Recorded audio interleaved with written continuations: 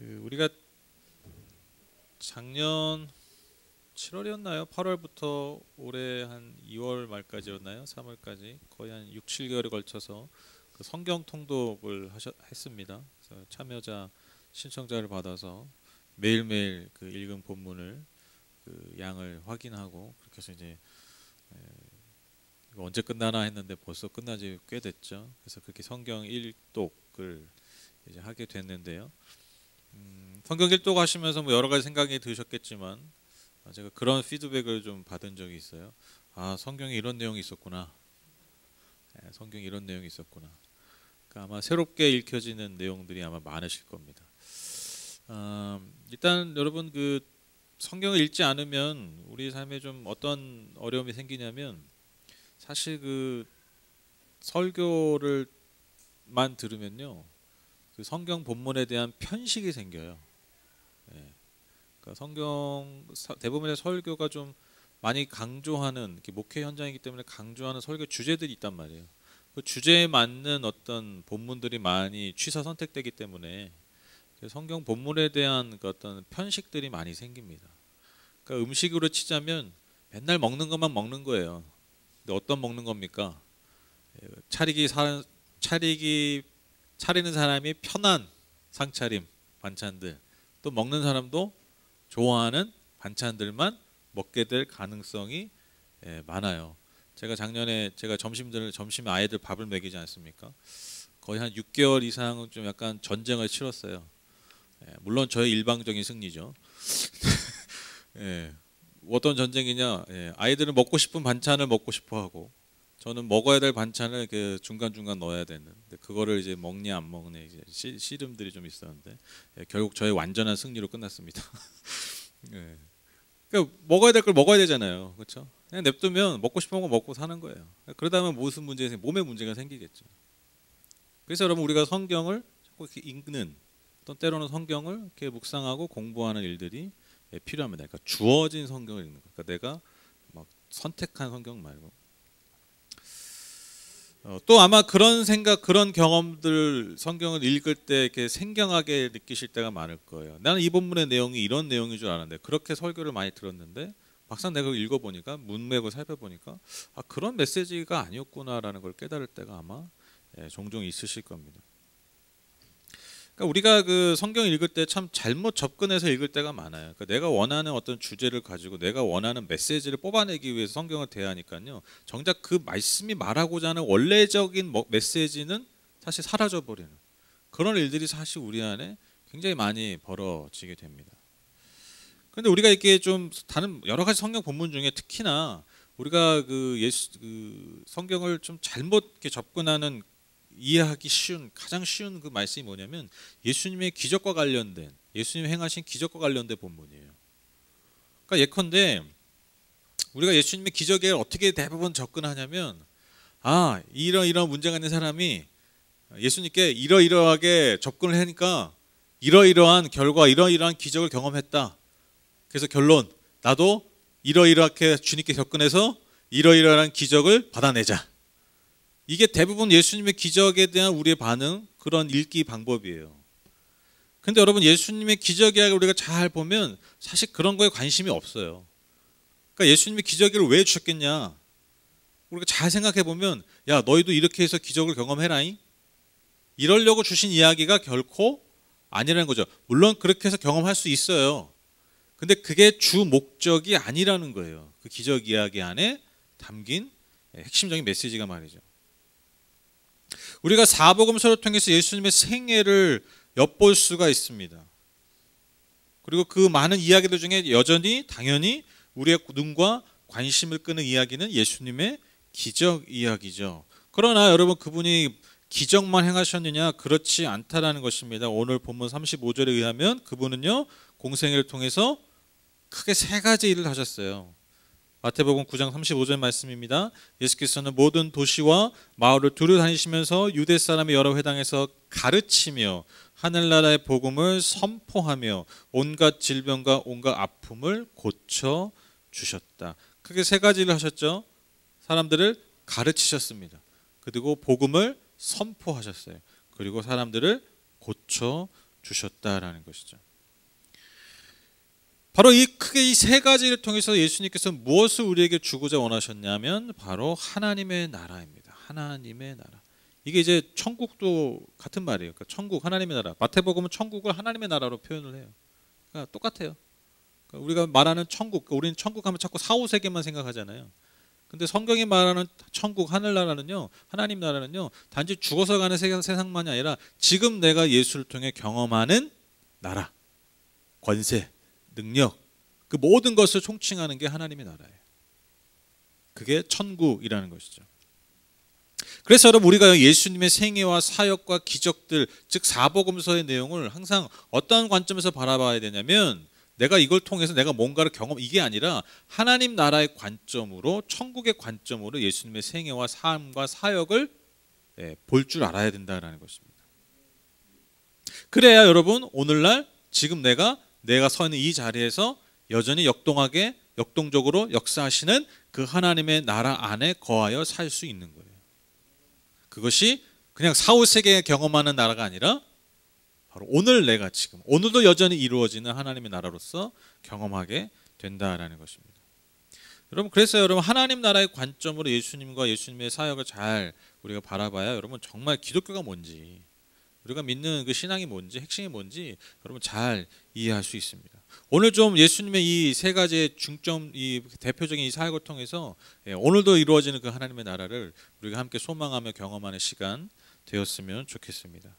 여러분, 먼저 처음 예수님이 뭘 하셨다고 그랬죠? 예수님이 가르치셨다라고 말씀하십니다. 제가 지금까지 사역을 하면서 양육하고 성경 공부 이런 거 많이 했거든요. 근데 이제 설교는 너무 많이 했고요. 설교는 정말 많이 했습니다. 제가 자부하건대 제 나이 때에 저만큼 설교를 많이 한 아마 사역자는 없을 겁니다. 제가 예전에 정말 많이 했어요.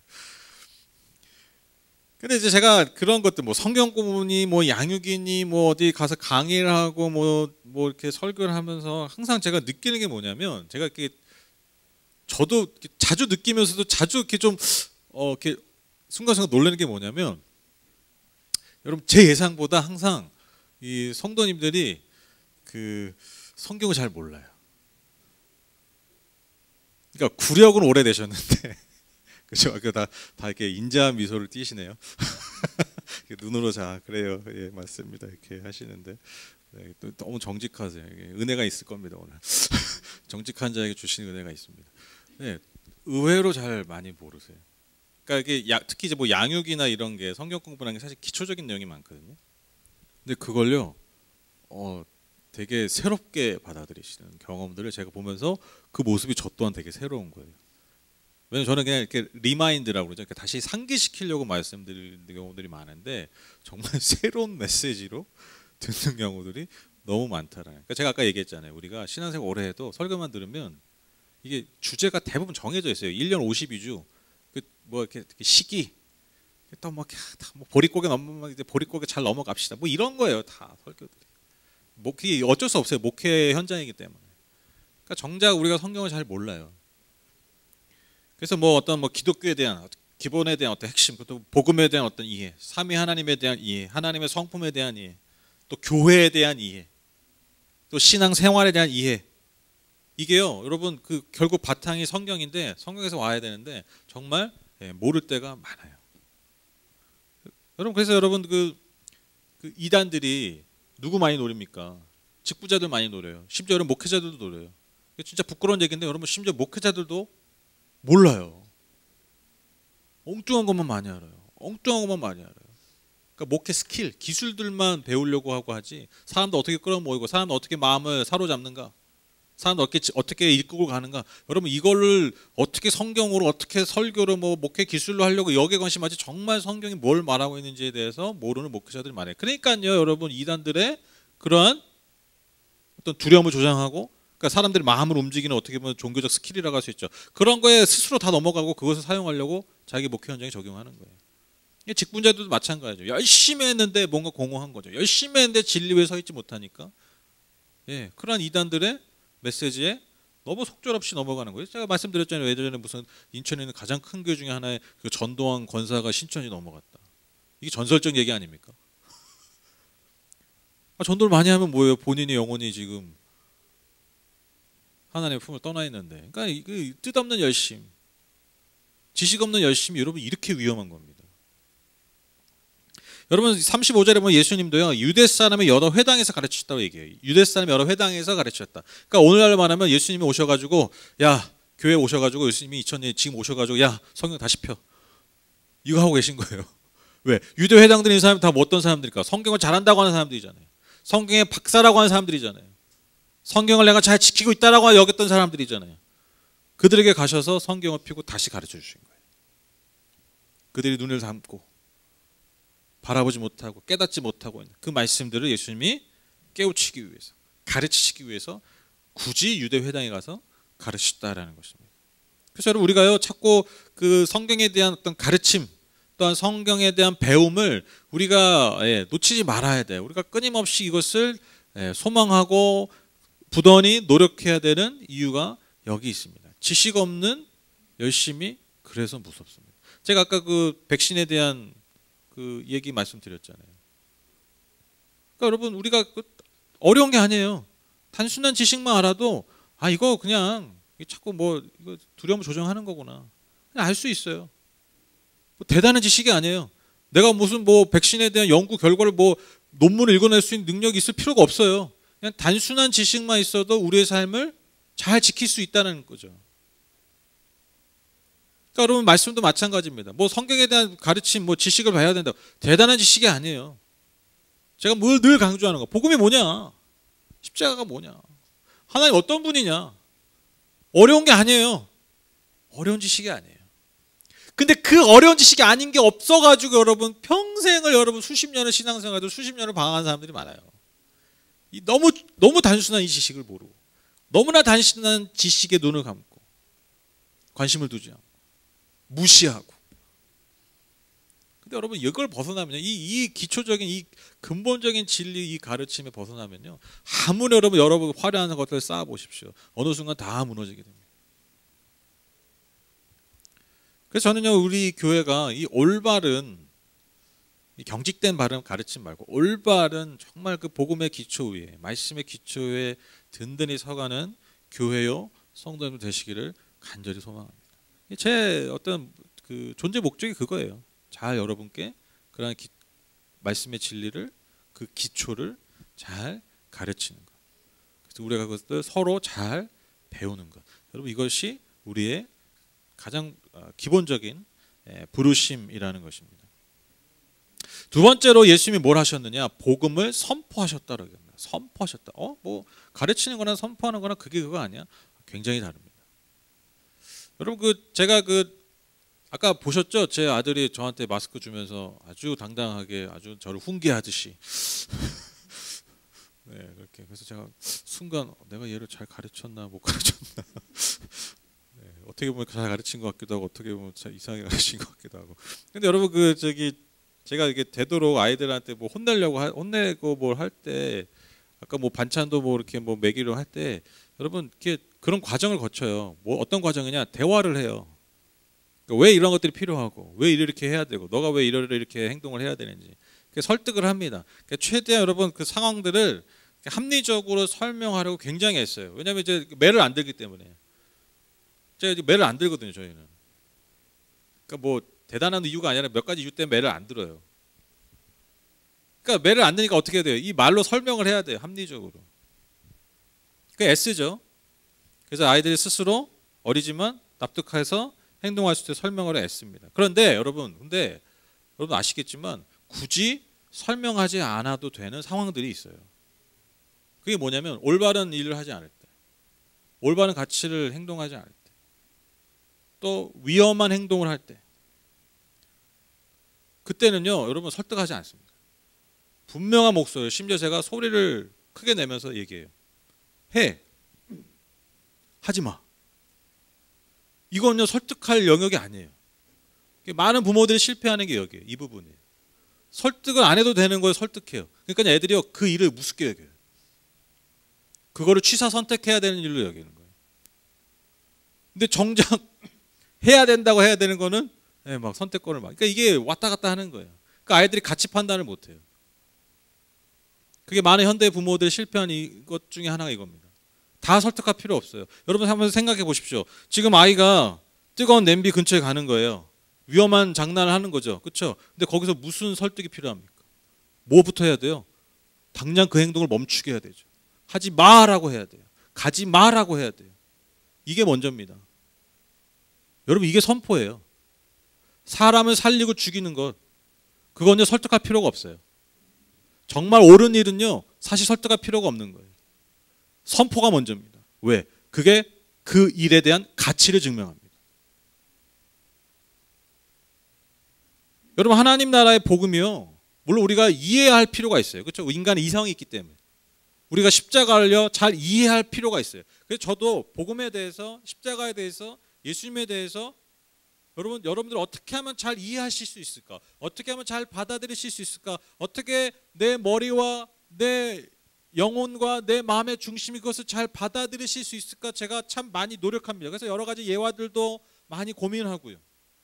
여러 가지 어떤 이성적인 납득할 수 있는 그런 논리들을 많이 고민해요. 그런데 제가 늘 결론적으로 깨닫는 게 뭐냐면, 아무리 제가 그것을 논리적으로 설명하려고 하고 감성적으로 잘 다가가게 하려고 해도 결론 내리 딱 그 끝에 제가 인정할 수밖에 없는 게 뭐냐면, 복음은요 선포예요. 제가 설득한다고 그러고 받아들이고 안 받아들이고 이게 아니에요. 왜요? 이건 생명과 관련된 일이에요. 이건 가장 중요한 일이에요. 어떠한 것도 타협할 수 없는 거예요. 하나님이 그렇게 선포하신 거예요. 하나님이 그렇게 정하신 거라는 거예요. 즉 하나님이 그렇게 가치를 이미 정하신 것이 바로 복음이라는 거죠. 여러분 그래서 복음은요 설득이 필요 없어요. 사실 근본적으로. 그래서 여러분 예수님도 마찬가지고요, 사도들도 마찬가지고요, 설득하려고 합니다. 설명하려고 합니다. 그러나 선포로 항상 끝내요. 받아들이지 않으면 바짓가랑이 붙잡지 않습니다. 선포하고 그 자리를 떠요. 왜? 여러분 복음은요 그만한 가치가 있기 때문에. 그것을, 그 가치를 취하느냐 취하지 않느냐, 선택하느냐 선택하지 않느냐는 건요 여러분 그 선포를 들은 자들에게 주어지는 몫이라는 거예요. 여러분 하나님이 우리에게 정하신 방법이에요. 어떤 방법이에요? 우리를 구원하실 방법이에요. 그것에 대한 기쁜 소식입니다. 여러분 이에 대해서 하나님이 우리를 설득하실 필요가 없어요.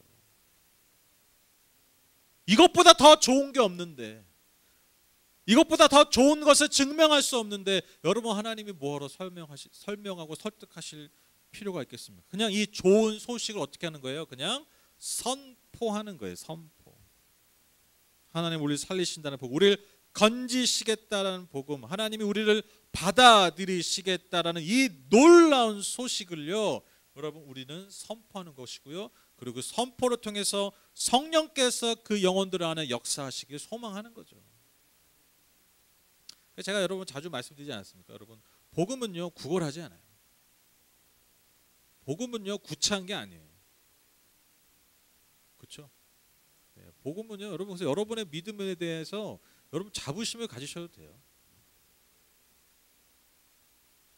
여러분의 믿음에 겸손하지 마세요. 여러분 가지고 믿음을요, 물론 우리가 겸손하게 전하는 거, 내가 그것을 겸손한 그 메시지 자체를 겸손하게 생각할 필요 없다라는 거예요. 지금 많은 현대인들이, 현대 그리스도인이 실패하는 것 중에 하나가 또 뭐냐면, 여러분 우리가 겸손하게 메시지를 전하는 거지 메시지 자체를 겸손하게 만들어 버렸어. 복음 자체를 낮은 거, 우리의 존재를 겸손하게 만들어야 되는데, 낮아지게 해야 되는데, 아니 복음 자체를 낮아지게 만들어 버렸어요. 아 그래야 좀 들어줄까? 더 무시하죠. 왜? 그런 건 세고 셌거든요. 널렸어요. 그런 메시지는. 그 수준은 그냥 우리 삶을 좀 그냥 좀 편하게 하고 웰빙하게 하는, 여러분 그런 메시지는 세상에 널렸어요. 우리가 진짜 믿는 게 뭡니까? 그 수준이 아니잖아요. 복음은 그 수준이 아니에요. 웰빙 정도가 아니잖아요. 그렇죠? 우리 정말 구원하는 메시지 아닙니까? 우리 정말 구원하는 소식 아닙니까? 어떠한 인간도, 어떠한 존재도, 어떠한 능력도 우리를 살릴 수 없었는데, 우리를 죽음에서 건져낼 수 없었는데, 예수 그리스도, 그분의 십자가, 그분의 부활을 통해서 우리에게 영원한 생명을 주시고 그 어떠한 것도 그 어떠한 의도 하나님의 의에 이르지 못하게 했는데 그 예수 그리스도의 십자가를 통해서 우리가 하나님의 심지어 자녀라 부름받게 하는, 여러분 이 복음의 메시지 이게 어느 권력과 어느 여러분 인간과 존재가 우리에게 줄 수 있는 선물입니까? 우리가 믿는 게 이거라는 거예요. 그래서 여러분 복음은요 사실 엄밀히 말해서 설득되는 게 아닙니다. 성령을 통해서 우리가 믿게 되는 거예요. 그렇죠?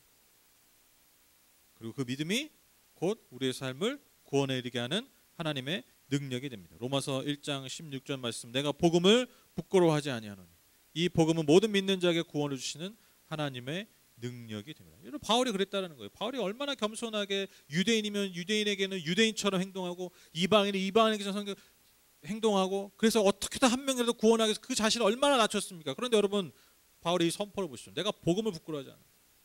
근데 사실 복음은 되게 부끄러운 얘기거든요. 당시 사람들에게. 그렇잖아요. 지금도 약간 그렇잖아요. 솔직히 예수 믿으러 가면 좀 부끄럽죠. 예수 믿고 천국 가면 좀 부끄럽죠. 별거 아닌 것 같은데 여러분 당시 더 어떻게 했어요? 제가 말씀드렸죠. 당시 헬라 시대에는 신이 인간의 모습으로 온다? 그건 있을 수 없는 일이에요. 이 영과 육이 완전히 분리된 그 이원론적 세계관이 강했기 때문에. 그 영은 선하고 육은 악한 거야. 열등한 거야. 근데 예수가 인간의 몸으로 와서 우리를 심지어 죽었다? 그러니까요 헬라인에게는 미련한 것이고 유대인에게 거리끼는 거. 왜? 나무에 달렸기 때문에. 그러니까 복음 자체는요 굉장히 어딜 가나 내 민족, 내 동족인 유대인에게 가도 이상한 내용이고 그 담을 넘어서 이방인에 가도 너무나 귀괴한 소식이었다라는 거예요. 그게 복음이었어요. 그런데 바울이 뭐라고 선포합니까? 내가 복음을 부끄러워하지 아니하노니. 왜 그렇습니까? 이 복음이 모든 어떤 자에게, 믿는 자에게 그 선포를 받아들이는 자,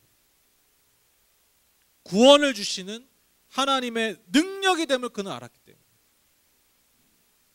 그래서 선포하는 것입니다. 소망하기는 여러분 우리 교회가 이 하나님의 이 복음, 이 하나님 나라의 복음을 먼저 우리 안에, 우리의 마음에, 우리 영혼의 중심에 늘 생동감 있게 살아 숨쉬게 하는 그런 저와 여러분 되셨으면 좋겠어요. 정말 이 복음이 정말 우리의 마음의 중심에 늘 살아 역사하는 저와 여러분의 삶이 되셨으면 좋겠습니다. 내 영혼에게 늘 선포하는 거예요. 내 영혼에게. 늘 어떻게 보면 참 연약하고 때로는 너무 비참하고 때로는 비루하고, 그럼 우리의 삶에 아니야 너는 그런 존재가 아니야. 복음을 선포하는 거예요. 나 자신을 설득하는 게 아니라 이미 예수께서 끝내셨어. 이미 예수께서 그 이루셨어. 나를 새롭게 하셨어. 그렇게 나 자신에게 선포하시. 그런 저와 여러분 되셨으면 좋겠습니다. 그리고 나아가서 이 교회가 앞으로 모든 세상 가운데서 어떤 삶의 자리에서도 하나님 나라의 복음을 담대하게 선포할 수 있는 교회 되기를 주님의 이름으로 축복합니다. 마지막으로 예수님 뭘 하셨습니까?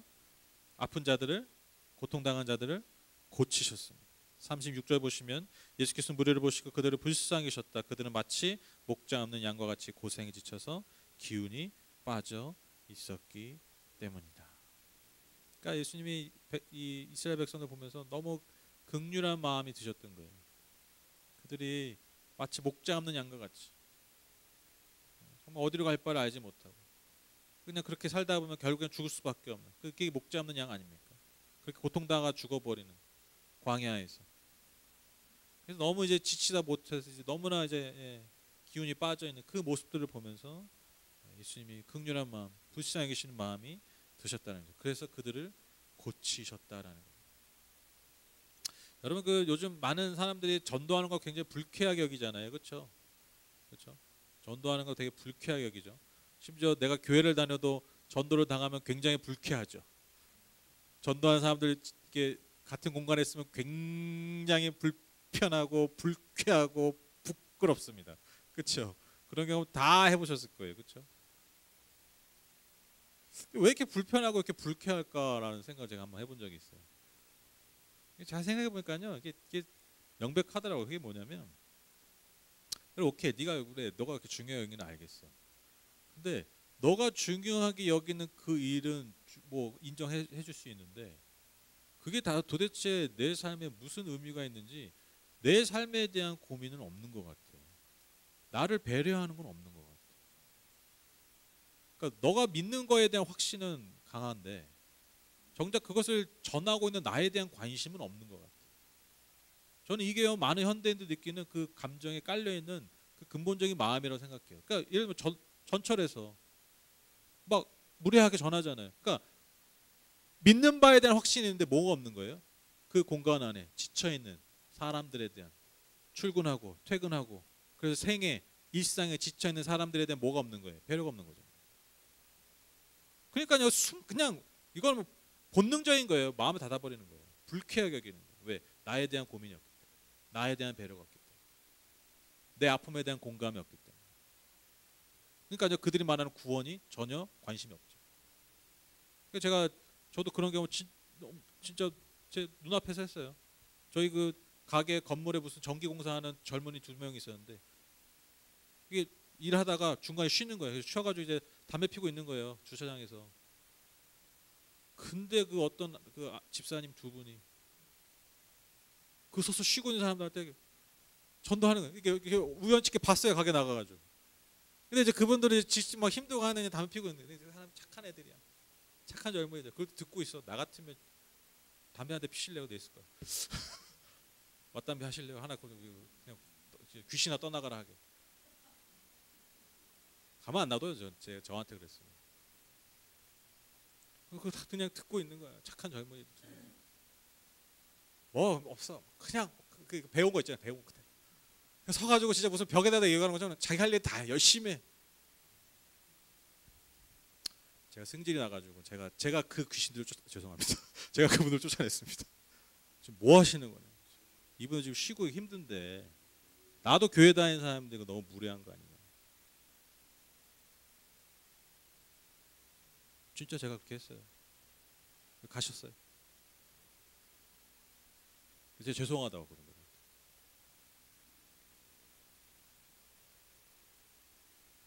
뭐가 여러분 진짜 복음을 증거하는 걸까요? 뭐가? 그러니까 여러분 우리가 예수님의 기적을 베푸시는 게 야 내가 메시아야, 야 나 믿을 만한 존재야, 내가 증명해 보일게. 그래서 막 사람들 고치셔. 그런 게 아니잖아요. 여러분 예수님 어떻게 고치셨다고요? 왜 고치셨다고요? 무리를 보시고 너무 가슴 아파하셨어요. 자기의 메시아 되면 증명하기 위해서 하신 게 아니에요. 자기 자신을 드러내기 위해서 하신 게 아니에요. 누가 하라고 하니까, 하나님 아버지가 하라고 하니까 사명으로 하신 게 아니에요. 이게 주님의 마음이에요. 이게 하나님의 마음이에요. 그 하나님의 마음을 그저 흘려보내신 것뿐이에요. 어떤 마음입니까? 이 백성들을, 이 고통당하는 백성들을 아파하고 그 공감하는 마음으로 그들을 고치신 거예요. 무슨 사명으로 한 게 아니에요. 하라고 하니까 하는 게 아니에요. 복 받으려고 한 것도 아니라고요. 이게 하나님의 마음이에요. 여러분 복음을 증거하고 복음을 선포하는 것, 그리스도의 삶을 살아내는 것, 여러분 이게 무슨 뭘 더 얻는 이게 아니에요. 여러분 그냥 우리 그리스도로 존재함으로써 이미 복받은 존재들이에요. 그냥 그 존재감을 내가 지키기만 해도요, 여러분 하나님 우리를 통해서 역사하시는 거예요.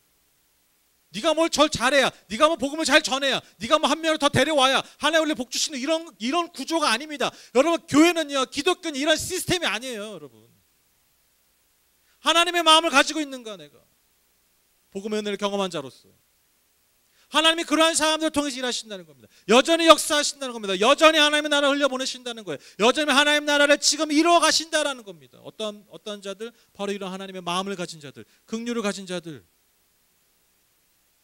너에 관심 있는 사람들, 아픔 있는 너에 관심 있는 하나님의 사람들, 여전히 이러한 사람들 통해서 교회를 이루어 가십니다. 하나님의 나라를 역사해 가십니다.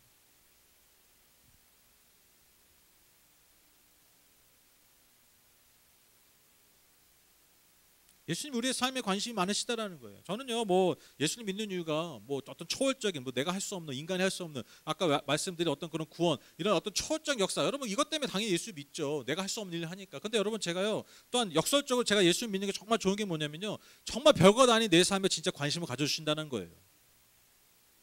우주의 창조주께서 우주의 먼지도 안 되는, 진짜 우주의 먼지도 안 되잖아요 우리가. 우주의 먼지도 안 되는, 우주에서 다 보면 보이지도 않는 나 같은 존재에 너무나 관심을 가지고 계시다. 여러분 이게 이해가 되십니까? 저는 이게 이해가 되고 믿어져요. 그러니까 예수 믿는 게 좋아요. 저 멀리 계셔가지고 그냥 뭐 다 해놓고 그냥 야 이거 해라 잘해라. 잘하면 복 아니면 저주. 막 이렇게 무슨 시스템 안에서 굴러가신 그런 하나님이 아니라 여전히 나에게 관심 가지시고 나와 같이 아파하시고 나와 같이 기뻐하시고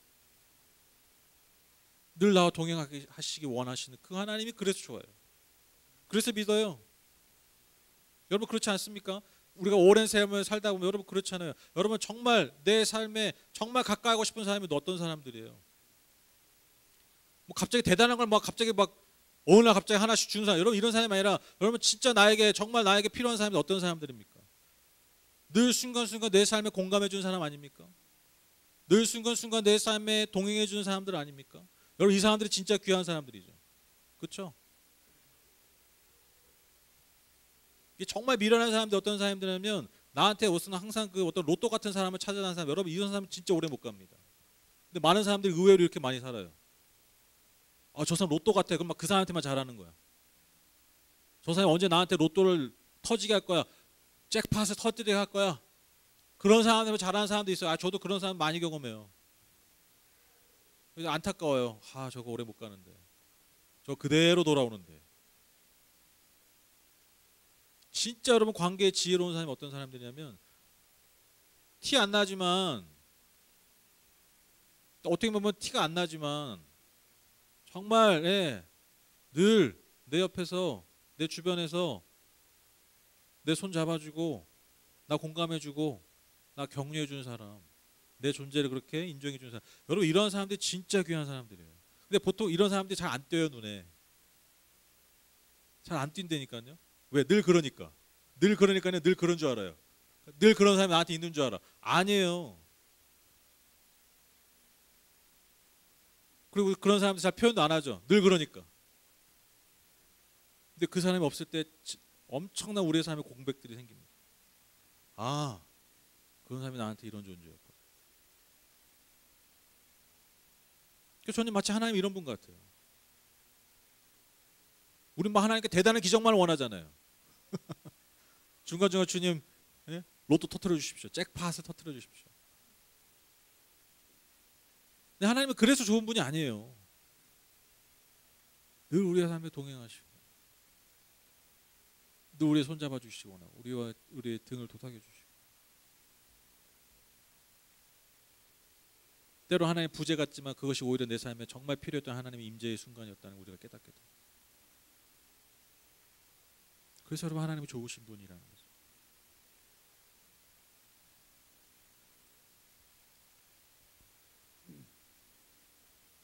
여러분 오늘 예수님이 바로 이러한 일을 감당하기 위해서 제자들을 부르십니다. 제자들을 마을로 보내십니다.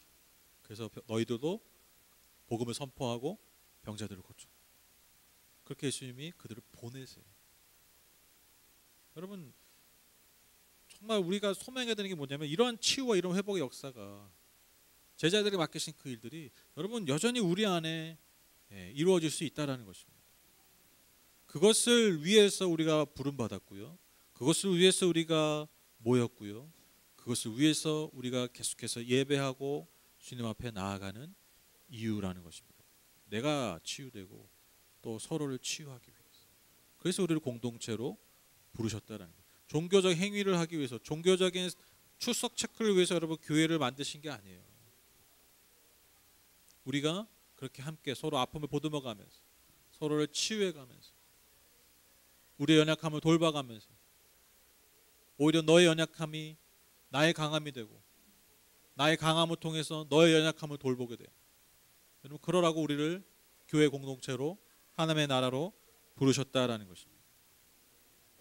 그래서 정말 오늘 예수님의 마음처럼 예수님의 삶처럼 이 세상에 아픈 사람들, 죽어가는 사람들, 소외된 사람들 향해서 치유의 손길을 내밀 수 있는 그러한 저와 여러분 이 교회 되기를 간절히 소망합니다.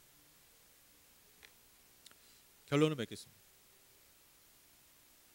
여러분 우리가 코로나 이전에는 뭐 공동체가 중요한 거 알았지만 정말 여러분 코로나를 통과하면서 공동체와 관계의 중요성 우리가 정말 절감하지 않습니까? 그렇죠? 공동체와 관계가 얼마나 중요한가. 공동체가 유지되고 있는 것이 사실 얼마나 우리의 삶을 지켜왔는가?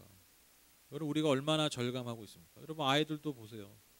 학교 가기 그렇게 싫어하지만 학교라는 울타리 그 공동체 안에 그 관계 아래 있는 것만으로도 얼마나 배우는 것이 많았는가. 저 정말 때로는 무서워요. 여러분 코로나로 아이들 학교 안 가면요 진짜 아이들 큰일 납니다. 이대로 계속 가면 안 돼요. 온라인 교육 안 돼요. 절대 안 돼요. 이거 뭐 과학적인 데이터도 있고요. 온라인으로 수업이 된다? 이거 정말 안 됩니다. 그러니까 그 공동체라는 사람들과 사람의 그 모임, 그 관계 아래 있는 것만으로도 우리의 삶에 너무나 배우는 게 많고요. 너무나 지켜지는 게 많다라는 거예요. 좀 정말 좀 무서운 표현을 쓰면요. 이대로 계속 가면요. 아이들 바보 됩니다. 진짜예요. 과장 같으시죠? 제가 그 아이들 많이 만나잖아요. 학교에서. 이상해요, 좀 애들이. 예전에 느낌이 달라. 아, 진짜예요.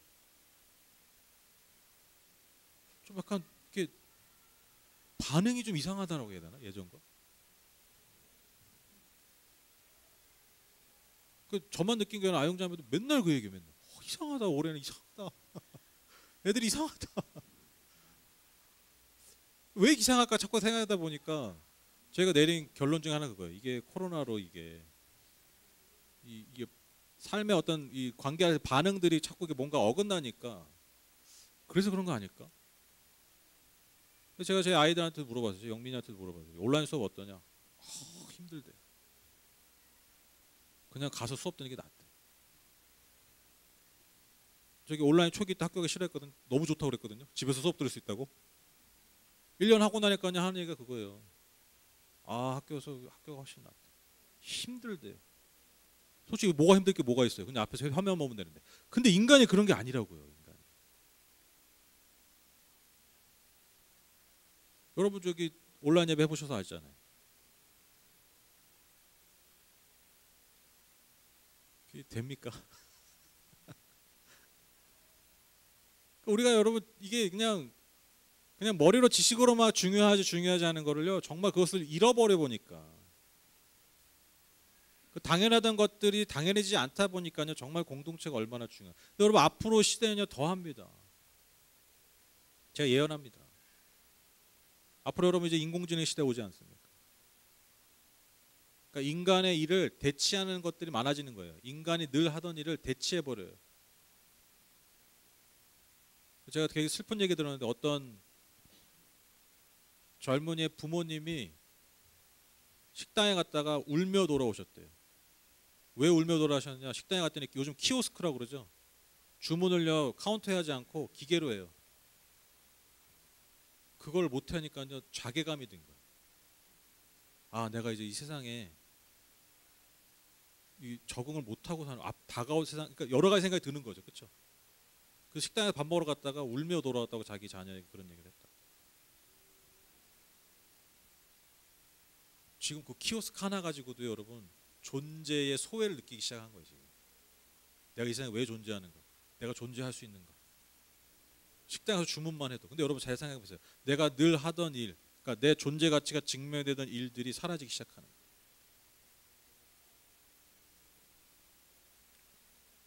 갑자기 남양 특집이니까. 그러니까 반드시 여러분 기술의 발전에 인간 소외를 가져와요. 그 인간 소외 시절에 그 인간을 누가 붙들어 주냐고요. 저와 여러분이에요. 관계입니다. 하나님과의 관계와 나와 너와의 관계가요. 우리의 영혼을, 우리의 삶을, 우리의 존재를 지켜요. 더 중요한 코로나 이게 아니라 여러분 더 앞으로 이 공동체가 얼마나 중요한지. 저는 그래서 지금 막 개인화된 사회지 않습니까? 저는 앞으로 그 개인화된 사회를 오래 살다 보니까 이제 사람 다시 공동체주의로 저는 돌아올 것 같아요. 역사가 자꾸 작용 반작용이잖아요. 이게 막 하면 또 그 반대로 하고 그렇죠? 그래서 유행은 돌고 돈다는 게 여러분 그래서 그런 거예요. 트로트가 여러분 다시 인기 누가 알았겠어요? 돌고 이게 작용 반작용이에요. 그러니까 지금 막 개인화돼. 나 혼자 살 거야 막 이러다가 살아보니까 너무 힘들어. 이건 아니야. 다시 공동체로 돌아갑니다. 원래도 그런 건데 여러분, 원래 인간들이 공동체인데 여러분 개인화된 삶을 끝을 살아보니까 여러분 다시 더 급격하게 공동체주의로 갈 수 있어요. 그러니까 제가 그런 것도 요즘 좀 감지되는 게 뭐냐면 드라마도 보면요, 그런 사람과의 관계, 우리가 예전에 무시했던 그런 관계들 안에서 자기를 찾아가는 드라마들이 나오더라고요. 옛날과 좀 다르게. 더 그럴 거예요. 그게 가속화될 가능성이 많아요. 제가 자꾸 이 얘기 말씀드리냐면 여러분, 그래서 교회 공동체가 정말 중요합니다. 단지 뭐 그냥 뭐 마을, 뭐 그냥 뭐 클럽, 뭐 이게 아니잖아요. 우리는 아까 말씀드렸죠. 우리에게는 복음이 있어요. 복음. 정말 우리 영혼을 구원하는. 근데 그것만이 아니죠. 오늘 예수님이 하신 것처럼 서로를 향한 긍휼함을 가지고 서로의 삶을 지탱해가고 서로의 삶을 보듬어가고 서로의 삶을 치유해가고, 그리고 그것이 하나님이 여전히 오늘도 앞으로도 이루어가길 원하시는 하나님 나라라는 것입니다. 그래서 여러분, 우리가 서로 늘 하나님의 말씀을 잘 배우고 깨닫고 나아가 복음을 먼저는 나 자신에게 선포하고 그리고 서로에게 선포할 수 있는, 이 세상을 향해 선포할 수 있는, 그리고 아픈 이들, 고통당하는 이들 한 명 한 명 서로 품으며 그렇게 주님이 우리에게 원하시는 그 아름다운 공동체의 모습, 그 부르신 제자들의 모습, 그 그리스도인의 모습을 그렇게 이루어 나가는 그런 아름다운 주님의 자녀들이요 주님의 교회 되기를 간절히 소망합니다. 오늘 말씀의 제목처럼 오늘도 과거에서만이 아니라 오늘도 이루어지는 하나님의 나라를 함께 이루어 나가시는 우리 하나법교회 모든 교우들 다 되시기를 주님의 이름으로 축복합니다. 우리 같이 찬양하고 기도하시죠.